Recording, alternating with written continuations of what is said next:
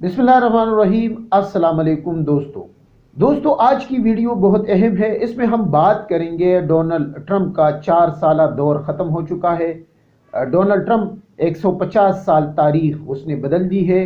जाते जाते 150 अफराद के लिए बड़ा ऐलान उन्होंने किया है। इमरान खान हुकूमत को ख़त्म करने के लिए नए सदर का मंसूबा तैयार हो चुका है। जो बाइडन नए सदर मुंतखब हुए हैं। अफगानिस्तान और इराक के लिए डोनाल्ड ट्रंप किस तरह खुशनसीब हुए हैं, इन सब पर आज की वीडियो में हम बात करेंगे।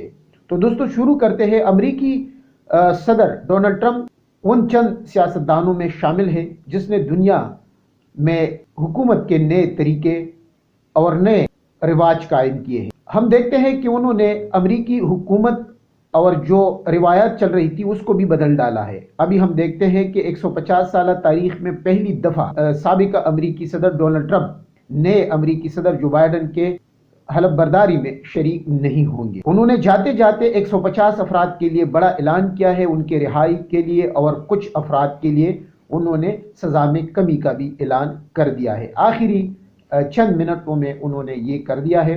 अफगानिस्तान और इराक के लिए वो खुशनसीब साबित हुई है। हमने देखा है कि वहाँ पर अफगानिस्तान में अमरीकी अफवाज का इनखला और इराक से भी फौजी इनखला और जंग का खात्मा डोनाल्ड ट्रंप के जो तारीखी इकदाम हैं उन चंद में ये भी शामिल है।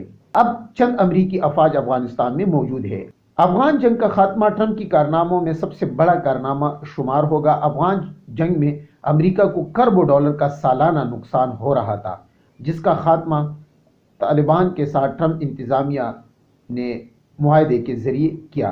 तालिबान ट्रंप इंतजामिया को बाकियों से बेहतर समझते हैं।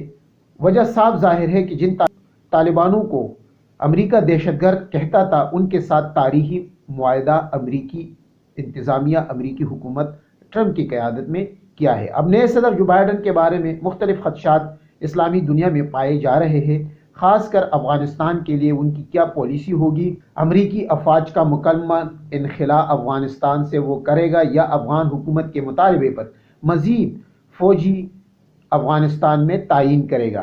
ट्रंप ने नई जंग दुनिया में शुरू नहीं की जिसकी दाद ट्रंप को दिया जा सकता है, क्योंकि हकीकत यह है कि अमरीकी इंतजामिया के साथ इसराइली पॉलिसी जंगों पर चलती है ताकि असलहे की खरीद फरोख्त ज़्यादा से ज़्यादा हो, और यही वजह है कि उनका जो इक्तिसाद है या जो माशी सूरत हाल है वो इनसे असलहे की खरीद फरोख्त से चलता है। पाकिस्तान के हवाले से अमरीका के नए सदर जो बाइडन के बारे में मुख्तलिफ खदशात पाए जा रहे हैं। ये भी कहा जा रहा है कि इमरान खान हुकूमत को ख़त्म करने के लिए नई मनसूबाबंदी हुई है और आने वाले 2 माह में इमरान खान हुकूमत को ख़त्म करके टेक्नोक्रेट की हुकूमत कायम की जाएगी, जिसके लिए PDM यानी अपोजिशन जमातें नून लीग मौलाना फजल रहमान को इस्तेमाल किया जाएगा।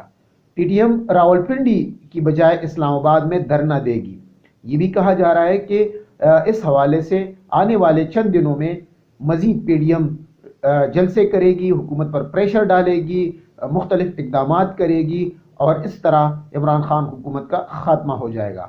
लेकिन ये तो आने वाले वक्त ही बताएगा कि क्या होगा। इमरान खान इनके सामने इस तरह डटे रहेंगे जिस तरह अब डटे हुए हैं, या जिस तरह अभी इलेक्शन कमीशन में फंडिंग के हवाले से केस चल रहा है, तो इलेक्शन कमीशन से जो फैसला आएगा वो सुप्रीम कोर्ट में फिर चलेगा और सुप्रीम कोर्ट से वज़ीर आज़म इमरान खान हुकूमत और वज़ीर आज़म इमरान खान की छुट्टी कराई जाएगी।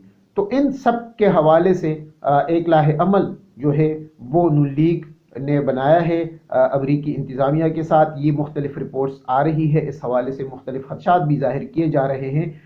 आने वाले दिनों में क्या होगा, आया वाकई इमरान खान की हुकूमत का खात्मा हो जाएगा या इमरान खान माजी के निस्बत अभी भी इनके साथ कोई समझौता करेंगे या वो समझौता नहीं करेंगे, अपने हुकूमत का कुर्बान करेंगे। हमने देखा है कि जो इलेक्शन कमीशन में जो केस चल रहा है उसमें PTI ने यानी इमरान खान हुकूमत ने इमरान खान ने 40,000 जो फंडिंग के लोग थे बैरूनी मुल्क पाकिस्तानियों के या दूसरे लोग जो थे, जिसमें हिंदुस्तान के फिल्मी स्टार वगैरह भी शामिल है, जो हमारे पास मुख्तलिफ रिपोर्ट्स आती है इतलात के मुताबिक ये बात की जा रही है कि जो मुख्तलिफ स्टार है, क्रिकेट स्टार या शोबिस से ताल्लुक़ रखने वाले बहुत से हिंदुस्तान के जो बड़ी फिल्मी नाम है वो भी वज़ीर आज़म इमरान खान जो है जिनकी तहरीक इंसाफ पार्टी थी الیکشن کے لیے پارٹی کے لیے انہوں نے فنڈز کیے ہیں اور ان کا یہی مطالبہ تھا کہ ان کے نام ظاہر نہیں کیے جائے۔ عمران خان کو جو 2 ملکوں کے بارے میں کہا جاتا ہے کہ ان کو پیشکش ہوئی تھی